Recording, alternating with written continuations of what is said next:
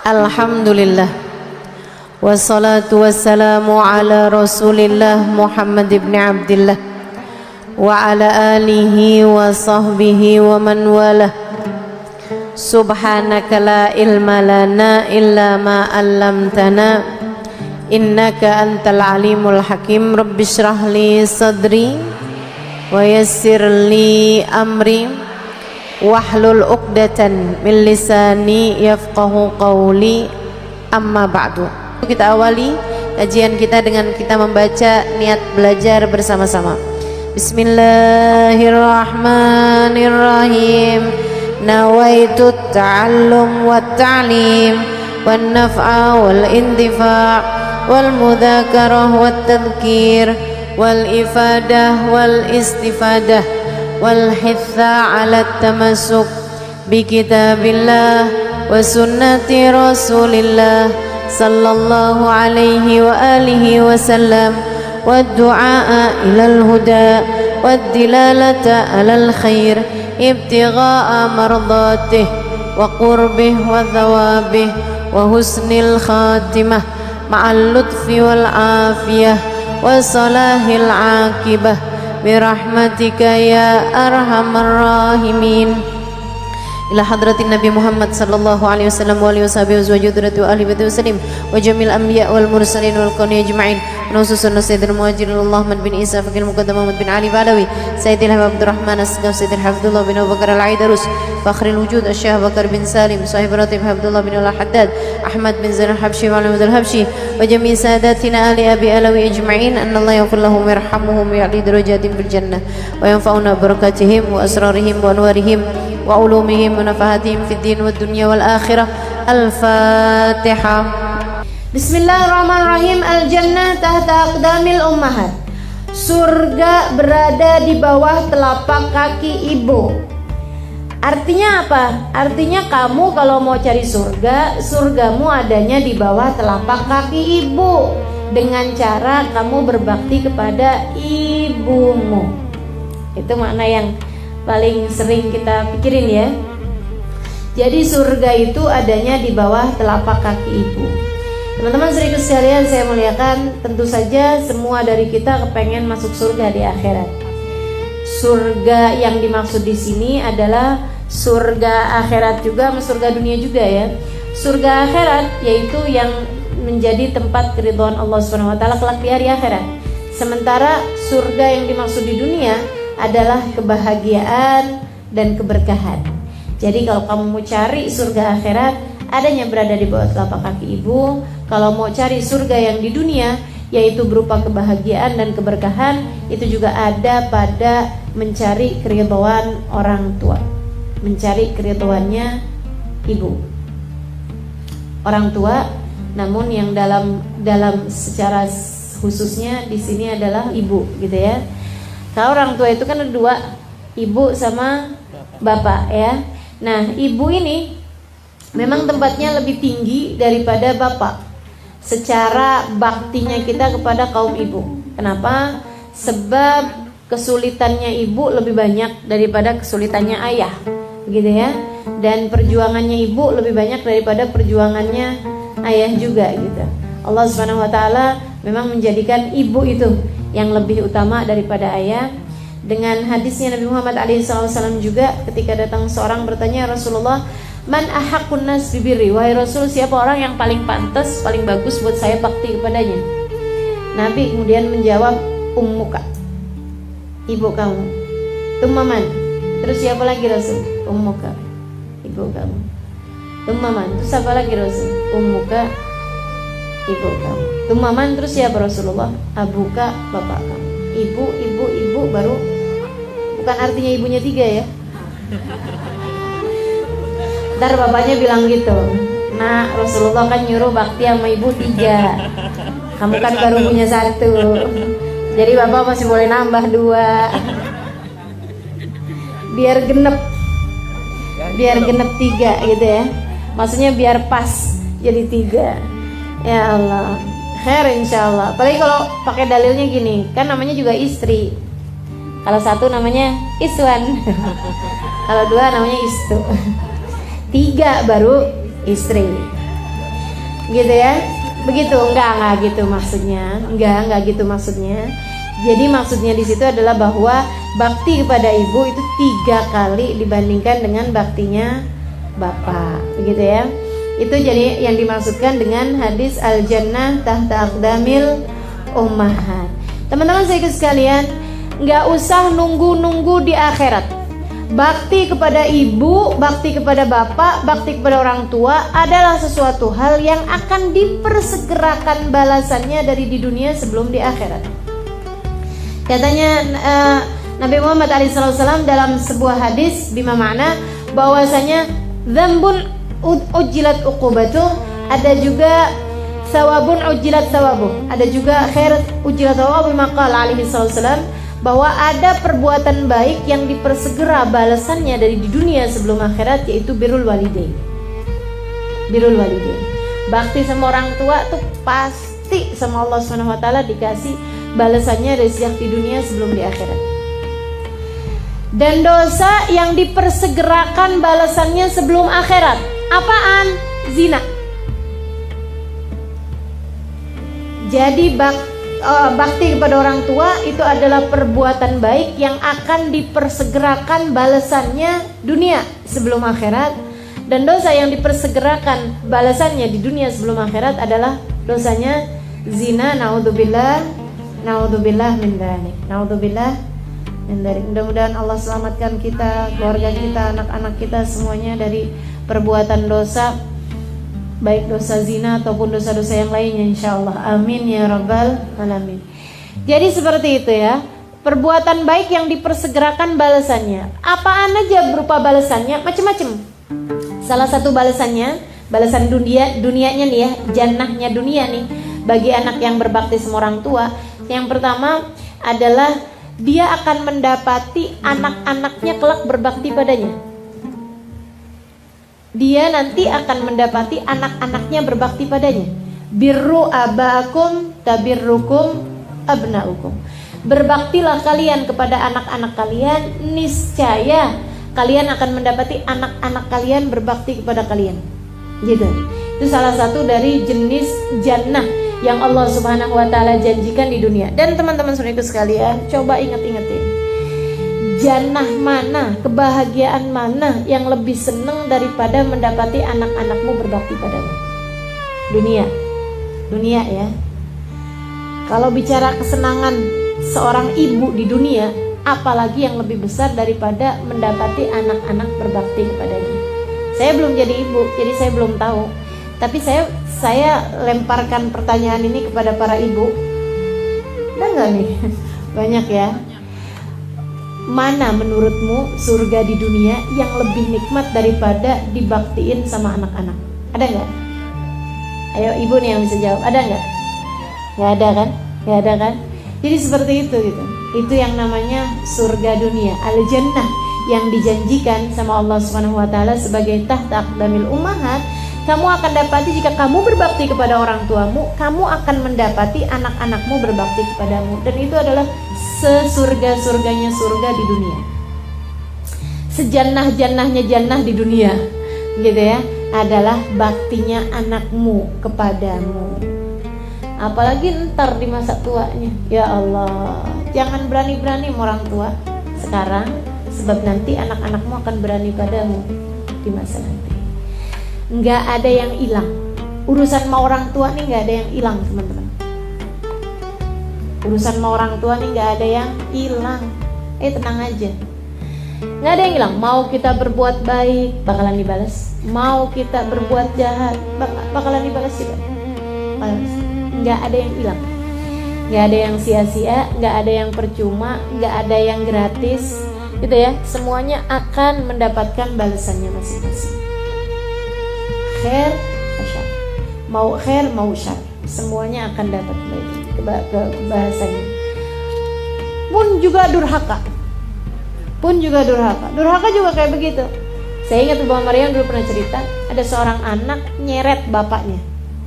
Anak dewasa, maksudnya orang dewasa, 70-an, 40-an tahun, dia punya bapak yang sudah sangat tua, di atas usia 70-an tahun. dia seret bapaknya tangga atas, diseret bapaknya tuh dari tangga dari atas sampai ke bawah, pukul gitu sama bapaknya. Duh, liatin nih Pak, kayak gitu, sampai tangga bawah.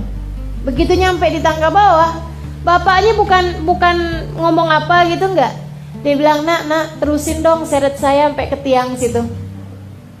Kenapa gitu? Tuh anaknya nih sambil marah nih. Dia bilang, karena saya ingat dulu pernah nyeret bapak saya dari atas situ ke tiang situ.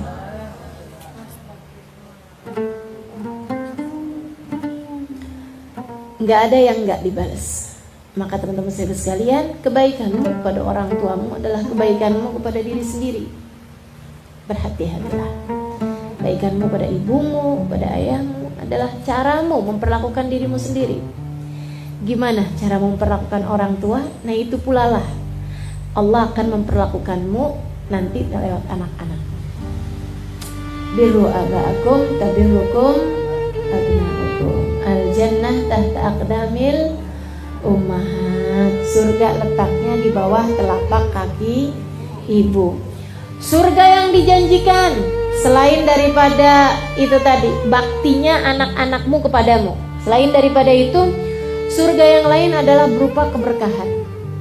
Silahkan perhatikan. Selalu saja anak yang hidupnya paling bahagia di antara semua anak adalah yang paling bakti sama orang tuanya. Dalam sebuah keluarga gitu ya, kita bisa liatin nih, misalnya ada yang punya anak ketiga kayak, ada yang punya anaknya 5 kayak, ada yang punya anaknya 10 sekalipun begitu ya. Dari semua anak-anak tuh yang paling hidupnya berkah pasti yang paling bakti sama orang tua. Pasti yang paling bakti sama orang tua. Makanya sayang, hati-hati orang tua tuh. Bawa keberkahan buat diri kita, bawa berkah sekaligus bawa kualat. Ya, bawa berkah sekaligus bawa kualat. Mesti yang bagus-bagusin kita memperlakukan orang tua kita. Gitu ya. Jadi teman-teman saudaraku sekalian yang saya muliakan, keberkahan itu akan didapat bagi anak yang bakti sama orang tuanya. Semua ulama-ulama tuh saya perhatiin gitu ya, kisah hidupnya nggak ada yang berasal dari anak yang songong orang tua, nggak ada ceritanya. Teman-teman sekalian, kalau kemudian pertanyaannya gini, enggak kok Ustazah, ada tuh Ustazah gitu kan, yang bakti sama orang tua siapa, tapi yang kaya siapa? Nah itu teman-teman sekalian, ini berkah bukan kaya. Ini berkah teman-teman saudariku sekalian, bukan bicara kaya gitu. Menurutmu, mohon maaf nih ya, kalau ada orang kaya kemudian anaknya pecandu narkoba, berkah apa nggak hidupnya? Naudzubillah. Orang kaya raya nih, suaminya pejabat misalnya gitu, tapi ya Allah, si istri tinggal nangis setiap hari karena suaminya selingkuh misalnya gitu. Menurutmu kehidupannya berkah apa nggak berkah? Gak ada berkah-berkahnya. Istri yang gak disayang sama suaminya, akhirnya kemudian hambur-hamburan duit gitu ya, tinggal jalan-jalan mulu, keluar negeri misalnya begitu, sambilan bawa duitnya deh pokoknya apa aja buat cari kesenangan gitu, karena gak seneng hidupnya, karena gak berkah hidupnya. Yang saya maksudkan di sini adalah keberkahan. Saudariku sekalian yang saya muliakan, gak ada kehidupan anak yang berbakti pada orang tua kecuali berkah. Mau dikasih berapa gitu tapi enak aja, nyaman aja kehidupannya. Makanya yang bakti sama orang tua, bahagiakan orang tua. Apalagi yang masih ada ya dunia ini, masih dikasih kesempatan buat kita baktiin. Bakti yang seneng, orang tuanya bikin disenengin aja. Susah nih disenenginnya. Kenapa? Cerewet. Kamu gak tahu betapa cerewetnya kamu di masa kecil, betapa nyebelinnya kamu di masa kecil, masa remaja, di masa ABG. Aduh. Ya Allah. Lagian subhanallah ya, orang tua tuh ya, punya anak 5, 6, 7 gitu, bisa ngurusin anak-anaknya semua. Ini kita nih punya orang tua cuman 2 orang doang. Semua anak-anaknya bakti belum tentu bisa. Masya Allah ya, luar biasa. Mudah-mudahan Allah balas kebaikan orang tua kita. Amin. Amin ya rabbal alamin. Al jannatu tahta aqdamil ummahat. Jadi salah satu bagian dari surganya di bumi itu adalah yang pertama apa tadi? Anaknya balas budi, anaknya berbakti kepadanya, gitu ya. Kemudian yang keduanya adalah keberkahan dalam kehidupan. Yang ketiganya, teman-teman saudaraku sekalian yang saya muliakan, insya Allah seapa-apanya, walaupun biar kata dikasih miskin tapi cukup aja gitu. Jadi juga insya Allah akan dikasih kekayaan sama Allah SWT, zahiran wa batinan. Seapa-apanya tuh bakalan cukup orang kalau bakti sama orang tuanya, gitu ya. Dikasih kebahagiaan hati, dikasih jalan petunjuk gitu. Dan seapa-apanya juga kalau orang tuanya tuh ridho, kemudian sering doanya orang tua kepadamu itu setara, apalagi doanya ibu ya, doanya ibu kepada anaknya, doanya orang tua kepada kita itu setara doanya Nabi terhadap umat. Makanya teman-teman saudaraku sekalian, saya tuh kadang-kadang gitu ya, kalau lagi apa-apa gitu suka ngerasa iya nih saya belajar kan banyak, makanya saya bisa ngajarin gitu, saya begini saya begitu. Kadang-kadang saya lupa gitu bahwa kadang-kadang ini masalahnya bukan ada pada diri kita, tapi masalahnya ada pada doanya orang tua. Kadang juga ngerasa gini, wih kegiatan banyak begini tapi alhamdulillah ya dikasih sehat gitu. Kadang suka ngerasa yang iyalah saya kan gitu, ujub gitu ya. Padahal kalau diinget-ingetin, oh belum tentu. Ini bisa jadi juga karena doanya orang tua. Jangan lupa, kita nih seringkali dikasih kemurahan rezeki, dikasih kemudahan urusan, dikasih kesehatan badan. Jangan dikira karena apa yang kita lakukan, gak ada teman-teman saudaraku sekalian. Seringkali disebabkan karena doa orang tuamu untukmu. Doa orang tua, ya Allah, apalagi kalau kita punya orang tua yang soleh ya, yang pakai bangun malam, wah itu karunia yang luar biasa. Indahnya karunia yang luar biasa tuh. Kita masih tidur di tengah malam gitu ya, orang tua kita udah bangun, angkat tangan, ya Allah, nitip-nitip anak ya Allah. Luar biasa tuh. Kamu tidur tapi Allah memandangmu dengan pandangan cinta hanya karena doa orang tua. Mesti dijagain, terutamanya orang tua yang soleh. Bahkan gak soleh sekalipun gitu ya, orang tua tuh tetap punya nilai yang luar biasa di mata Allah SWT. Itu teman-teman saudaraku sekalian yang saya muliakan, salah satu dari surga-surganya, yaitu yang pertama dibaktiin sama anak nantinya, kemudian yang kedua keberkahan kehidupan, yang ketiga dimudahkan seluruh urusan ya, urusan-urusan apapun dengan kebaktinya kita sama orang tua tuh biasanya langsung kemudian akan dimudahkan oleh Allah SWT. Kemudian kalau bicara tentang surga, kalau bicara tentang surga, salah satunya adalah bahwa surgamu nanti di sana itu mudah dicari dengan cara baktimu kepada orang tua. Itu makna yang kedua dari makna hadis ini ya. Jadi hadis yang pertama tuh maknanya kalau kamu pengen masuk surga di akhirat nanti gitu ya, carinya adanya dengan baktinya kita kepada orang tua. Kemudian yang berikutnya adalah bahwa amalan-amalan di dunia ini yang mudah untuk mendatangkanmu masuk ke dalam surga adalah lewat baktinya kita kepada orang tua kita, gitu ya. Jadi surga di dunia, surga di akhirat, semuanya bisa diraih dengan baktinya kita kepada orang-orang tua kita, baktinya kita kepada orang tua kita. Teman-teman saudariku sekalian yang saya muliakan, Allah tuh menjadikan sampai-sampai ridhonya Allah terletak pada keridhaan orang tua. Murka Allah pun terletak pada kemurkaan orang tua. Bahkan katanya Nabi Muhammad, siapa yang masuk pagi dalam keadaan dia bikin ridho orang tuanya, tapi dia buat marah Allah, Allah akan ridho bersama keridhaan orang tuanya. Misalnya nih, pagi-pagi nih, subuh telat, udah bikin murkanya Allah, gitu kan ya? Atau apalah gitu ya, yang dia buat hal yang membuat Allah SWT murka, tapi dia bikin orang tuanya ridho gitu.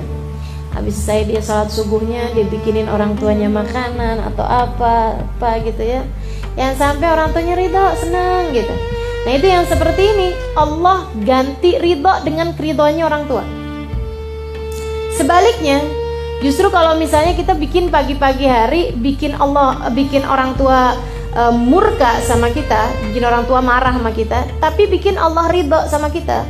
Misalnya bacaan Quran, ngajinya iya juga, zikirnya iya juga, wiritannya iya juga, tapi dipanggil orang tua nggak nyaut-nyaut. Misal keenakan ini nih ibadah nih ceritanya gitu ya, entaran apa sih ini masih enak nih, masih kurang berapa lembar lagi nih gitu ya, kemudian iya gitu iya, dan orang tuanya manggil terus gitu kan, panggil nih Mil. Akhirnya kemudian lama gak nyaut-nyaut, sampai orang tuh mana sih nih anak nih, akhirnya terus udah ditinggalin gitu. Iya mah, lagian mama nih orang juga masih ngomel. Ini katanya Nabi Muhammad SAW, Fallahu anhu sakhid, Allahnya akhirnya jadi ikutan marah bersama dengan kemarahan orang tua. Jadi sekalian, sebagai seorang anak sebaiknya usahakan jangan sampai orang tua tuh ngerasa kayak gini loh, yang duh kok anak saya gini ya gitu. Sebisa mungkin berusaha kita untuk nyari keridhaan orang tua, karena masalahnya ini bukan urusan orang tuanya nih, urusannya sama Allah gitu. Jadi teman-teman sekalian, sebisa mungkin kita usaha untuk jangan sampai orang tua tuh jangan, apalagi sampai sedih, apalagi sampai nangis, apalagi sampai susah gitu ya hidupnya. Jangan sampai orang tua tuh ngerasa kok anak saya gini ya, gitu aja. Kalau bisa jangan gitu. Usahakan dia tuh yang seneng, alhamdulillah punya anak nih ya, masya Allah, biar gitu-gitu juga tapi nyenenginnya gitu. Jadi anak yang menyenangkan orang tua, jadi anak yang bisa bikin seneng orang tua, bikin bangga. Itu lain lagi, itu tingkatannya di atas itu ya, kalau kita bisa bikin orang tua kita bangga gitu.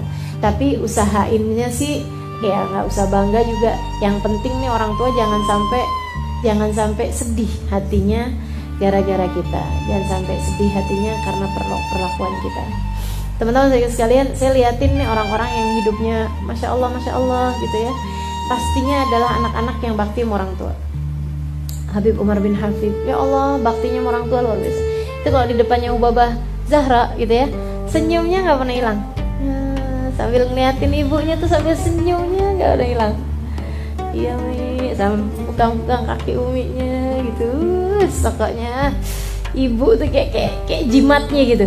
Habib Umar tuh ngelihat ibunya tuh kayak udah jimatnya yang luar biasa. Makanya nggak tahu tuh waktu Ubabah Zahra meninggal tuh kayak apa Habib Umar tuh, saya nggak bisa bayangin. Karena Habib Umar tuh sama Ubabah Zahra, masya Allah, nggak ada ceritanya entar dipanggil sama Ubabah Zahra, walaupun lagi ketemu sama Presiden Yaman waktu itu sekalipun, panggil sama ibunya langsung jalan. Lihat handphonenya ada panggilan dari ibunya, pamit. Presiden loh ini yang ditemuin, pamitan, lagi rapat padahal. Habis itu kemudian pulang nyampe ke rumahnya, iya Mi, kata uminya, temenin saya sholat Umar, saya mau sholat jamaah nggak ada temennya. Marhaba gitu. Gitu aja ya kalau misalnya kayak gitu. Ya ampun Mi, Umi nggak tahu Mi. Saya nih Mi lagi ketemu sama presiden, ngurusin urusan negara. Umi kayak gak ada orang aja.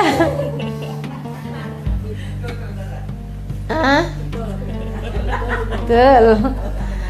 Ya Allah, nggak pakai langsung marhaba.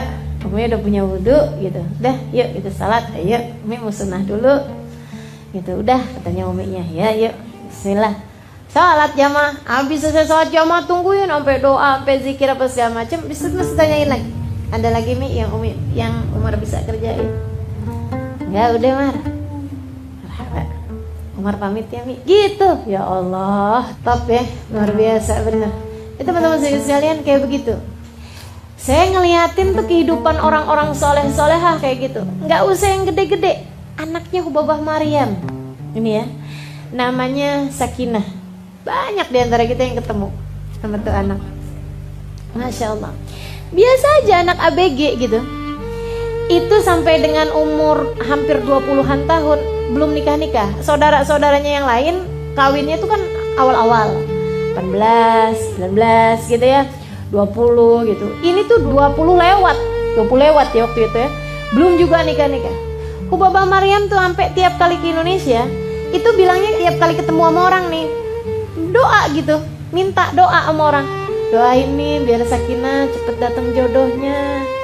Sampai Hubabah tuh pernah ngomong sama saya kayak begini, kenapa ya Halimah Sakinah itu ya, dia nggak jelek gitu, dia nggak, maksudnya bukan gimana-gimana juga gitu, tapi yang lain-lain tuh saudara-saudaranya tuh semuanya udah nikah, udah ada yang lamar tuh dari umur-umur masih kecil gitu. Yang ini nih belum ada yang lamar-lamar juga, doain nak gitu. Sampai ngomong gitu sama saya.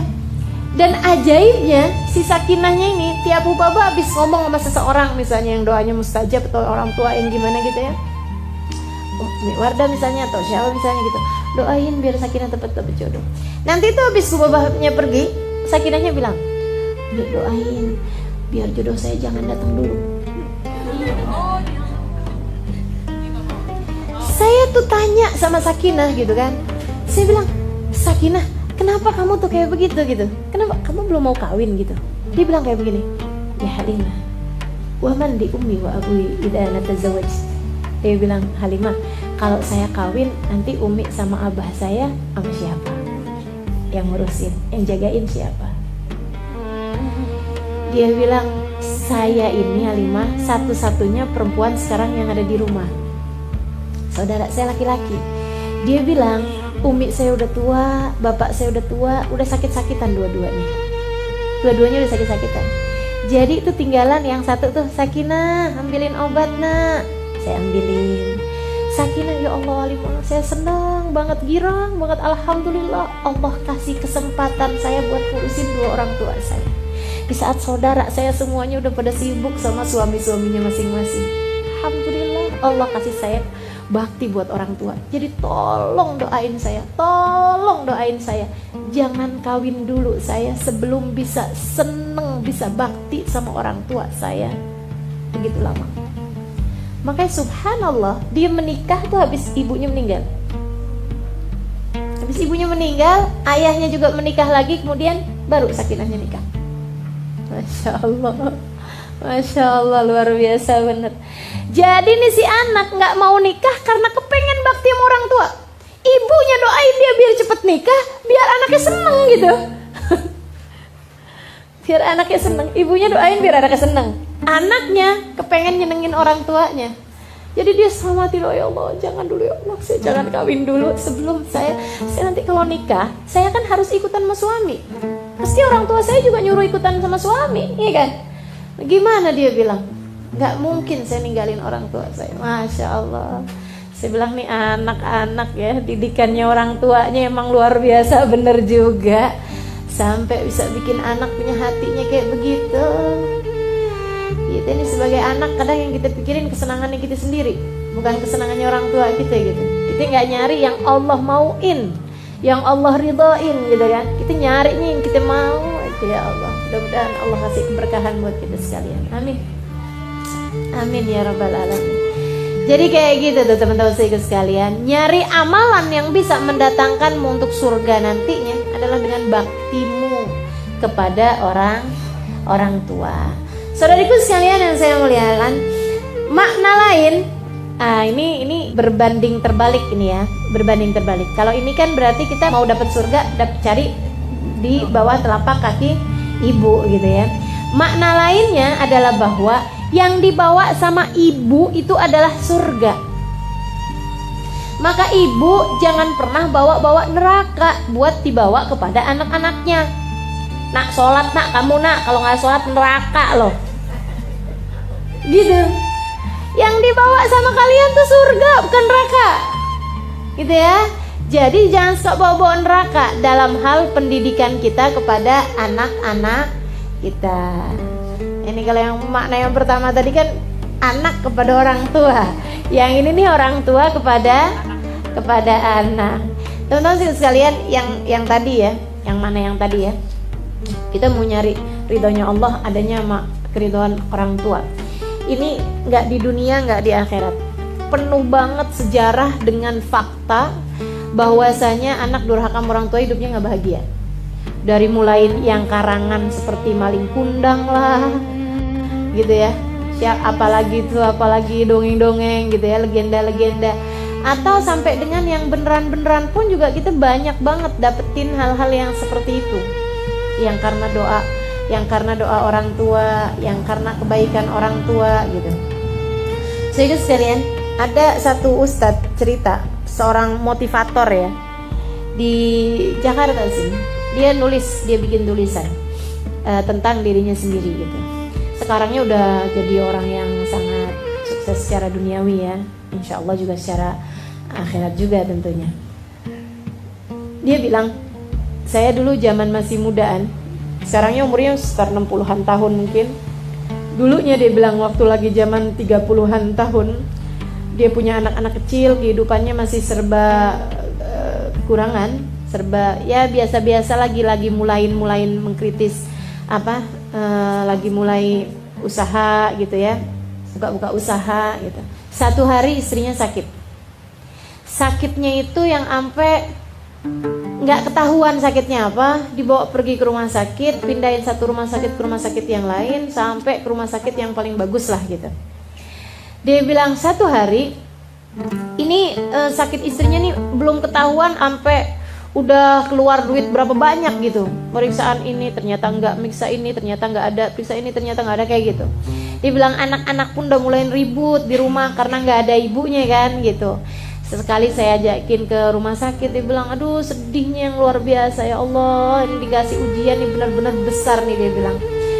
Sampai satu hari dia bilang, saya tuh dapat telepon dari rumah sakit sesudah hampir semua barang-barang di rumah habis, duit habis gitu ya. Dia dapat telepon dari rumah sakit kayak begini, Pak, dia bilang ini sakitnya istri ini belum ketahuan juga sampai sekarang, dan mulai besok dia bilang kalau belum ketahuan juga sakitnya, ibu nih istri ini buat bertahan hidup harus minum obat per sehari itu 3 kali, dan obatnya itu kalau nggak salah ya nilainya itu berapa puluh juta gitu, 20 juta apa berapa juta gitu sekali minum obatnya, pilnya itu. Jadi untuk membuat dia tetap bisa bertahan hidup dalam waktu yang sampai ketahuan sakitnya itu apa gitu.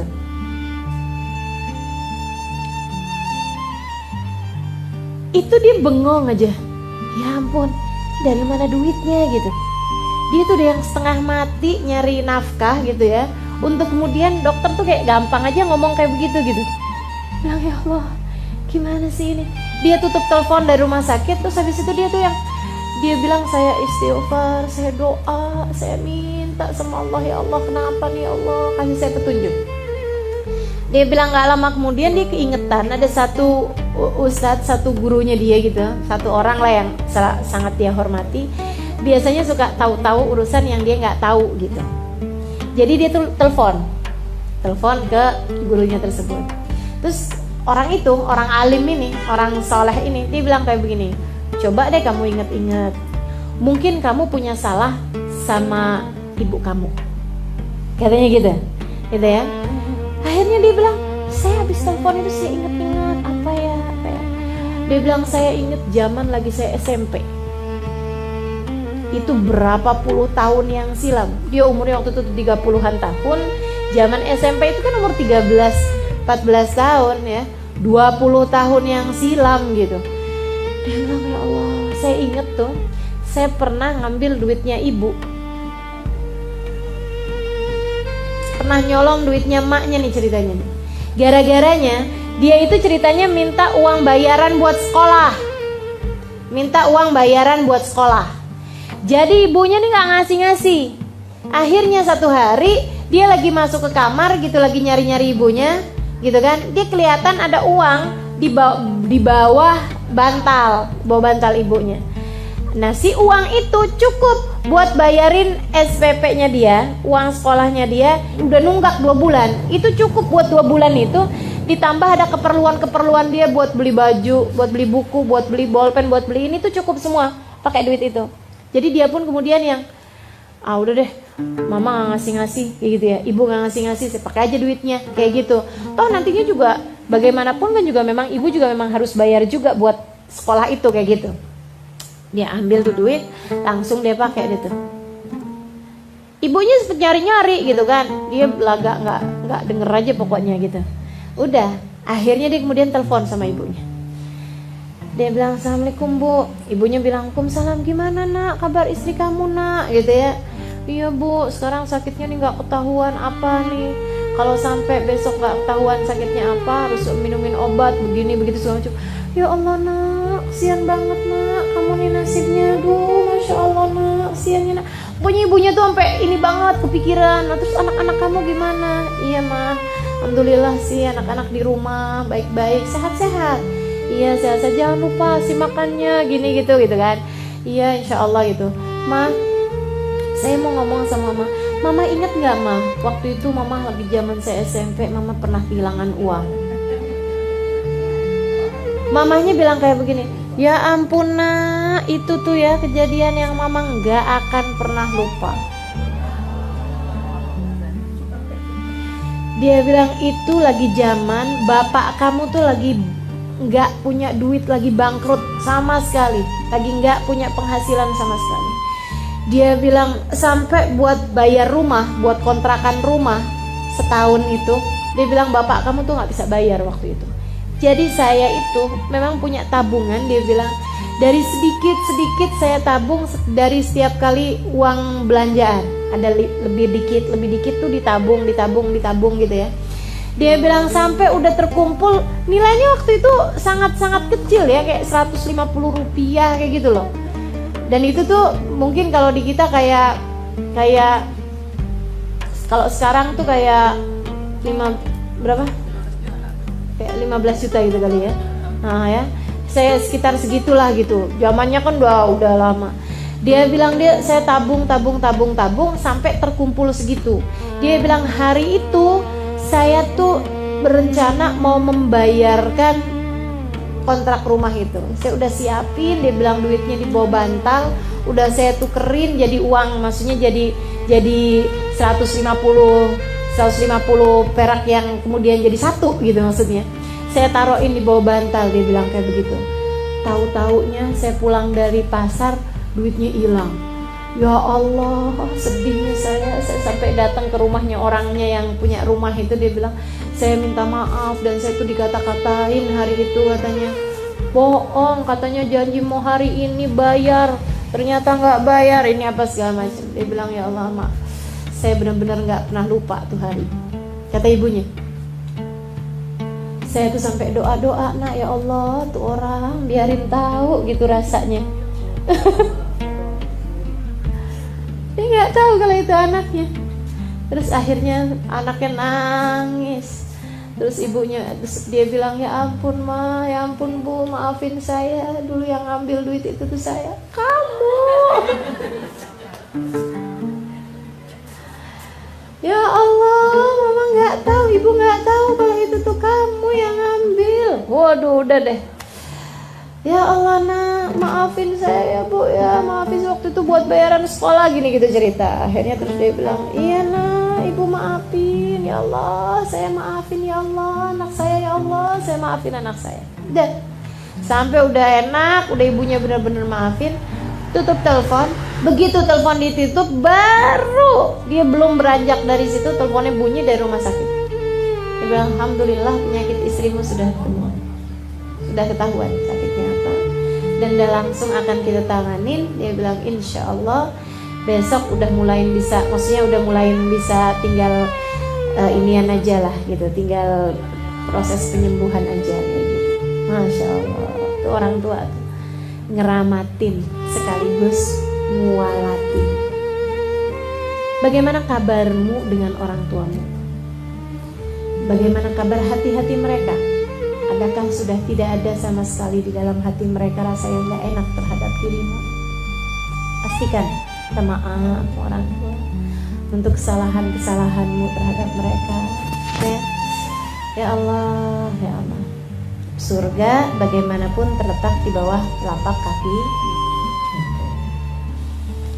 Yang keduanya, teman-teman sekalian, pemaknaan yang tadi itu ya, yang pemaknaan yang berikutnya adalah bahwa sebagai seorang ibu yang kamu bawa adalah surga.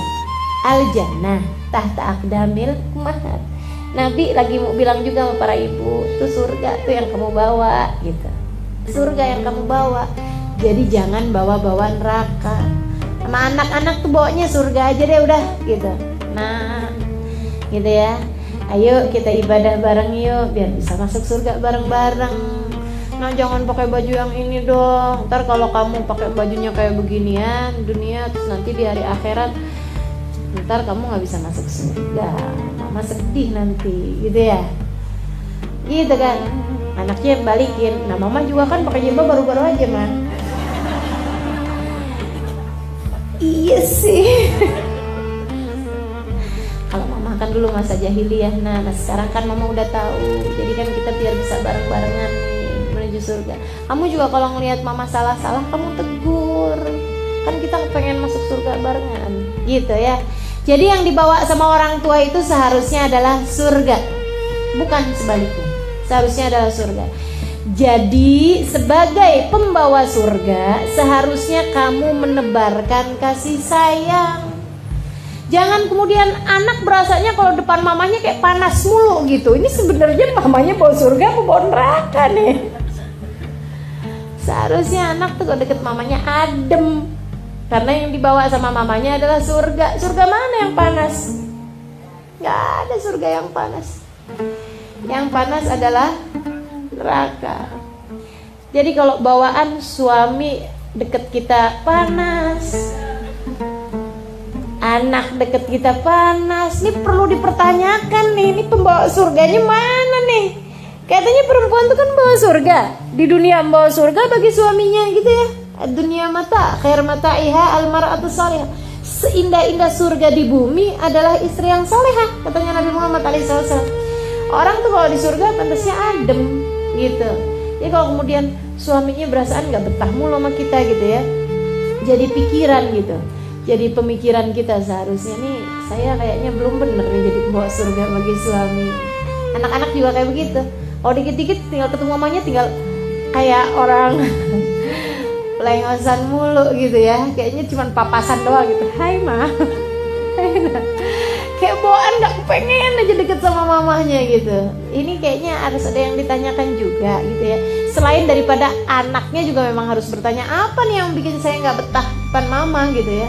Jangan-jangan nih saya naudzubillah, kan ibu kan surga gitu, kok saya gak betah sama surga nih? Adakah saya bukan calon penghuni surga nih kalau gak betah-betah deket sama ibu? Kan gitu. Jadi pertanyaannya si anak. Nah si ibu juga jadi pertanyaan, ini saya katanya pembawa surga, tapi kok anak-anak saya gak betah gitu sama saya. Ini apa saya yang belum bener nih jadi pembawa surga? Karena surga terletak di bawah telapak kaki ibu, gitu ya.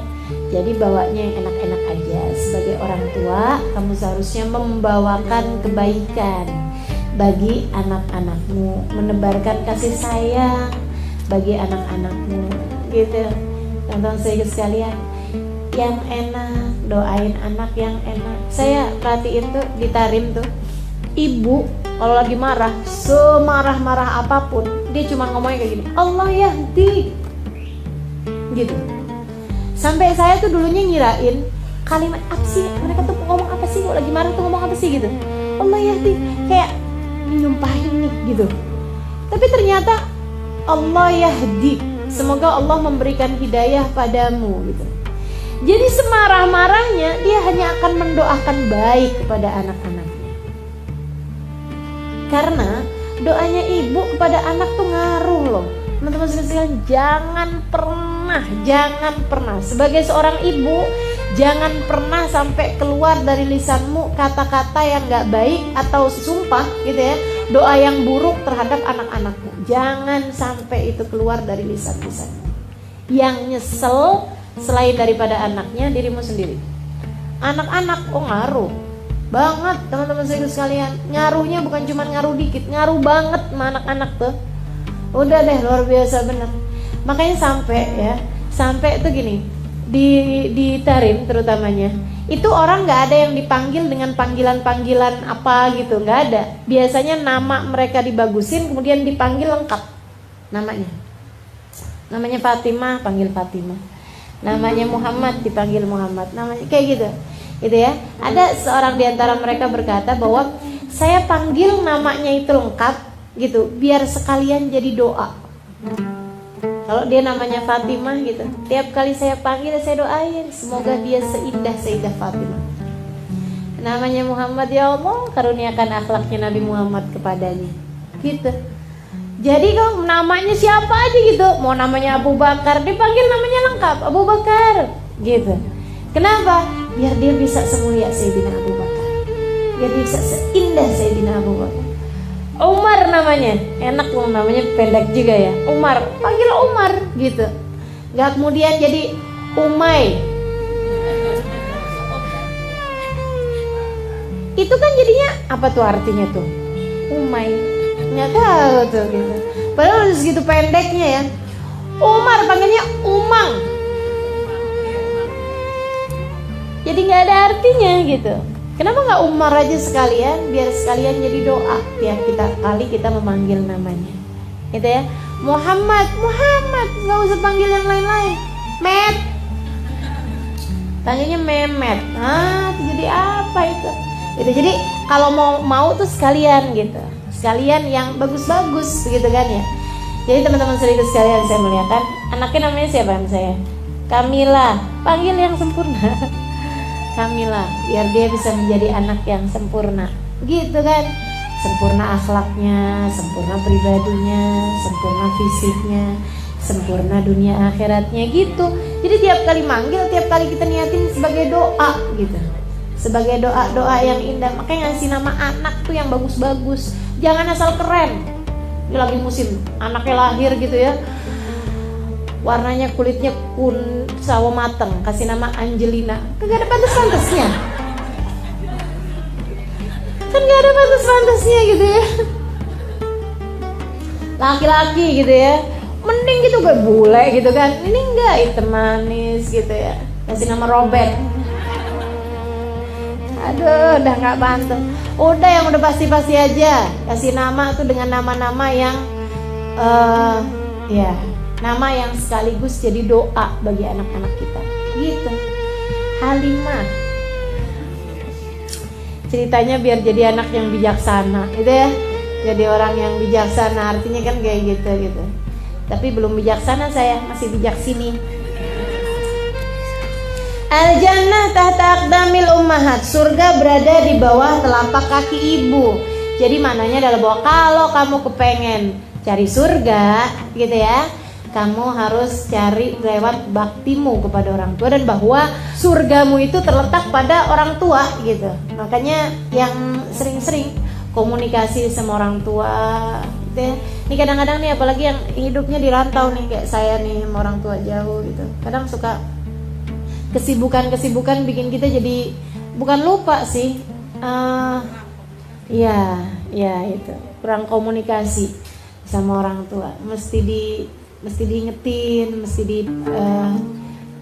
disiapkan lah gitu ya waktu secara khusus untuk telepon. Alhamdulillahnya sebagian orang tua tuh sebagian itu orang tua tuh suka yang merekanya yang telepon. Nah itu alhamdulillah lebih mudah ya.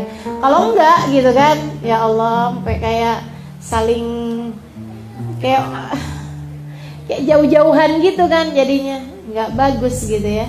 Kita mau orang tua kalau kemudian menjadi jauh-jauhan.